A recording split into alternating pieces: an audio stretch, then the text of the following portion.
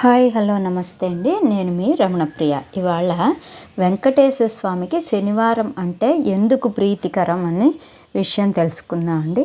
ఓంకారం ప్రభవించిన రోజు ఈ శనివారం అండి. అలాగే శ్రీనివాసుడు మొట్టమొదటిసారిగా ఆలయ ప్రవేశం చేసిన రోజు శనివారం అంటండి. శ్రీనివాసుని భక్తి శ్రద్ధలతో పూజ చేసే వాళ్లకు శనీశ్వరుడు పీడించనని మాట ఇచ్చిన రోజు కూడా ఈ శనివారం అండి. వెంకటేశ్వరుని మొట్టమొదటిసారి స్వామిని దర్శించిన రోజు కూడా ఈ శనివారం అంటండి. ఆలయం నిర్మించమని శ్రీనివాసుడు ఈ తొండమాన్ చక్రవర్తిని ఆజ్ఞాపించిన రోజు కూడా ఈ శనివారం అంటండి. శ్రీనివాసుడు పద్మావతి అమ్మవారిని కళ్యాణం చేసుకున్న రోజు కూడా శనివారం. అందుకే శనివారం కళ్యాణోత్సవానికి ఎంతో వైశిష్ట్యం ఉందన్నమాట. వెంకటేశ్వర స్వామి సుదర్శనం ఉద్భవించింది కూడా శనివారం అంటండి.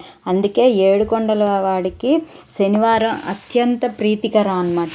అలాగే శని భగవానుడికి దోషం పోవాలంటే 7 శనివారాలు క్రమం తప్పకుండా స్వామివారికి పూజ చేసి 7 ప్రదక్షిణలు చేసి మొక్కుకుంటే శనిగ్రహ దోషాలన్నీ నివారణ జరుగుతాయటండి. అలాగే ఎవరైతే శని భగవాన్ని దర్శించి స్వామివారిని దర్శిస్తారో వారికి ఏ గ్రహదోషము ఉండదు.